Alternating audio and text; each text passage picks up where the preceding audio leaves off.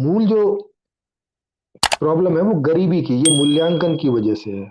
और मूल्यांकन जिनको भी गरीबी में रहने का की मजबूरी दे रहा है, मतलब छोटे कमरे में 6-7 लोग रह रहे हैं और सड़े हुए से कपड़े पहन रहे हैं, नहाने धोने की इस तरह की स्थिति नहीं है, टट्टी भी वहीं कहीं आसपास कर रहे हैं, गंदगी में रह रहे हैं, तो भाई कैसे कोई आपको ऊंची नजरों से देखेगा? कैसे?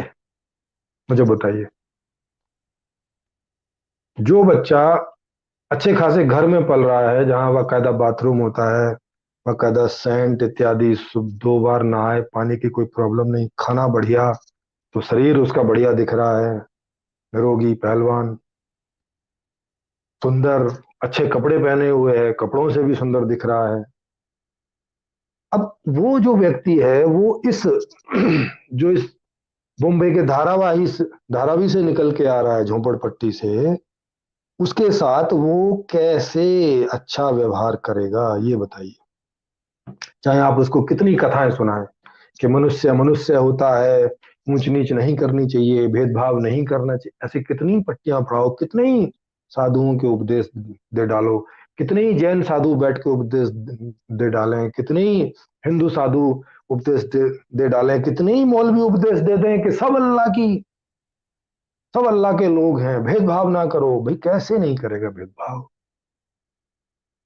जब हमने व्यवस्था तो ऐसी अडॉप्ट कर रखी है कि वो भेदभाव करने पे हमें मजबूरी करेगी। अगर हम भेदभाव नहीं करेंगे तो अगला हमारा जो पड़ाव है वो झुग्गी झोंपड़ी में होगा। अब झुग्गी झोंपड़ी पहुंच जाएंगे, क्योंकि मान लिया एक अंबानी का घर है। अब अंबानी गरीबों के साथ में, जो झोंपड़पट्टी में रहते हैं, उनके साथ भेदभाव ना करे, थोड़ी देर के लिए सोच लो। तो भेदभाव नहीं करेगा तो मतलब क्या होगा? इसका मतलब है कि उसके बेटे की शादी वहां हो सकती है, उसकी बेटी की शादी वहां हो सकती है, उसके बेटे बेटी के उसके मित्र वहां हो सकते हैं, अंबानी का मित्र वहां हो सकता है, तो वो उसका वहां आना जाना होगा। उसका आना जाना होगा तो जो झोंपड़पट्टी के लोग हैं उसका भी आना जाना अंबानी के महल में होगा। होगा कि नहीं होगा? अगर वो भेदभाव नहीं करे तो ये सब होगा कि नहीं होगा आना जाना? तो फिर इस अंबानी का मूल्य का मूल्य क्या बचेगा? माने फिर जो ऐसे लोग हैं जो नहाते नहीं हैं, जो, और वो नहाते इसलिए नहीं है क्योंकि उनके पास में कोई सुख सुविधा नहीं है। ऐसा नहीं कि वो नहाना नहीं चाहते, ऐसा नहीं कि वो अच्छे से रहना नहीं चाहते, नहीं है उनके पास में पैसा नहीं है, तो ये सब चीजें वो अरेंज नहीं कर पाते। जब नहीं कर पाते तो अब वहां वो जाएंगे तो ये कैसे होगा? फिर तो चोरी भी उसके यहाँ आसानी से हो जाएगी। भाई जब हर कोई अंदर घुस जा रहा है, इसका मतलब हो गया कि चौकीदार रखने की तो जरूरत नहीं है। तो अब जो गरीब हैं वो तो अमीर बनना चाहेंगे ना, तो अब उसके यहाँ चोरी आसानी से हो जाएगी, उसके यहाँ अपहरण आसानी से हो जाएगा कि नहीं हो जाएगा? जब अंबानी के बच्चे वहां आराम से जा रहे हैं बिना किसी सिक्योरिटी के, तो कोई भी उनको किडनैप कर लेगा अंबानी से पैसा मांगने के लिए। तो कैसे नहीं भेदभाव होगा, आप मुझे बताइए। ऐसा थोड़ी है कि अंबानी कोई भेदभाव करना चाहता है। भाई मजबूरी है, अगर वो नहीं करेगा तो वो सरवाइव नहीं कर पाएगा, या तो उसे भी झुग्गी झोंपड़ी में ही आके रहना पड़ेगा और वैसा ही बनना पड़ेगा। नहीं तो संभव नहीं है कि वो उतना अमीर रहते हुए और फिर भी भेदभाव ना रखे। ये संभव नहीं है।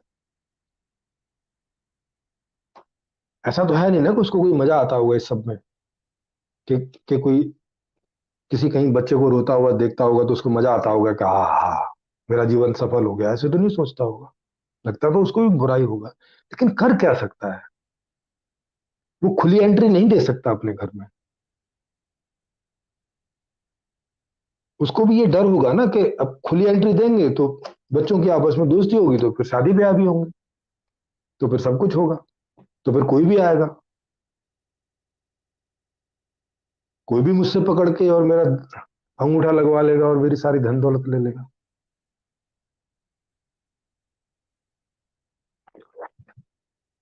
तो ये सब आप देख रहे हैं कि इतनी गरीबी मुफलिसी, और ज्यादा क्यों नहीं पैदा हो रहा है, ये मैंने आपको बात बता दी। ज्यादा इसलिए नहीं पैदा हो रहा है क्योंकि पैदा करने वाले जो लोग हैं, प्रोडक्शन करने वाले जो लोग हैं, वो अपना एक असेसमेंट लगाते हैं, अंदाजा लगाते हैं कि हमारा कितना बिक जाएगा, उस आधार पर ही वो काम करते हैं। उतना ही जॉब प्रोड्यूस करते हैं, उतने ही वो स्टोर करते हैं, और उन्हें पता है कि एक साल में मेरा इतना करके बिक जाना है, बस उस हिसाब से देखते हैं, क्योंकि नहीं तो उसका भी लॉस होगा ना, क्योंकि वो भी पैसा इन्वेस्टमेंट करके बैठा है। अंबानी भी पैसा इन्वेस्टमेंट करके बैठा है। अभी जब मोदी जी ने कोई क्या कोई ये जो तीनों बिल हैं, ये ये वापस लिए, वापस लेने की घोषणा की, या जब रूमर चल रहा था कि वापस ले सकते हैं, तो अंबानी के शेयर गिर गए और अडानी के शेयर बढ़ गए, है ना। हजारों करोड़ रुपए का अंतर पड़ गया होगा उसी दिन अंबानी को।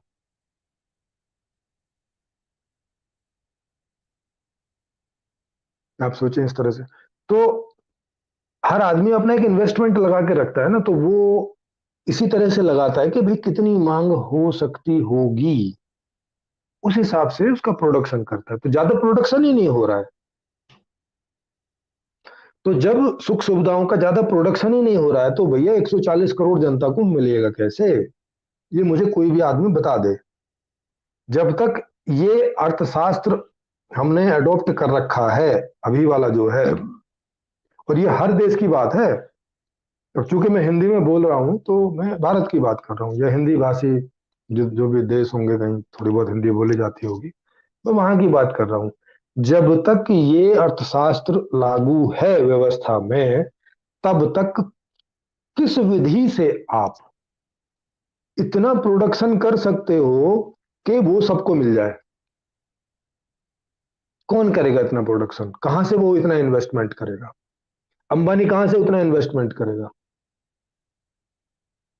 कि वो इतना प्रोडक्शन कर दे कि वो सबको मिल जाए भाई? क्योंकि कहां से मिलेगा, कोई तो खरीदने पहुंचेगा नहीं। वो वो अगर प्रोड्यूस करके रख भी दे तो खरीदने कोई पहुंचेगा नहीं, जब खरीदने पहुंचेगा नहीं तो बेकार हो जाएगा मामला। अभी भी तो बाजार में कितना सारा माल पड़ा हुआ है। बाजार में अभी भी कई सारे माल ऐसे हैं जो पड़े हुए हैं, जो उनके बिकते नहीं है, फिर उन्हें कम कम रेट वेट करके बेचने पड़ते हैं, या बड़े बड़े खराब भी हो जाते हैं कई बार।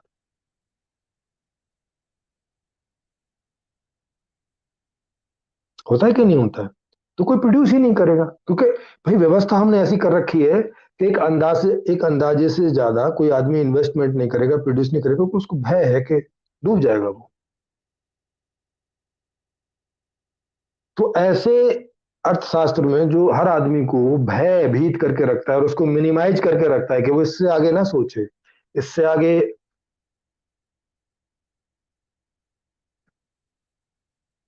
अब कोई लोग बोलते हैं नहीं, ये तो सब नेताओं की गलती है, वो नहीं, इस पर भी हम आगे आएंगे। नेताओं वाला चैप्टर भी आएगा, उस पर भी हम देखेंगे कि नेता भी मजबूरी हैं। जैसे आज के उसमें मैंने आपको बताया कि अमीर आदमी भी उतना ही मजबूर है इस खराब वाले अर्थशास्त्र में, जितना गरीब आदमी मजबूर है, मजबूरी के रूप में दोनों की बराबर मजबूरी है। दोनों जिन जिन चीजों में मजबूर हैं वो कुछ नहीं कर सकते, उन चीजों में उनके हाथ नहीं है अपने, पर्सनली। क्योंकि नीतियां उनके हाथ में नहीं है, नीतियां हैं नेताओं के हाथ में। अच्छा, नेता क्यों नहीं बनाते हैं नीतियां, उसकी प्रॉब्लम हम लोग सॉल्व करेंगे जब जब नेता वाला चैप्टर आएगा कि नेता नेता लोग क्यों मजबूर हैं।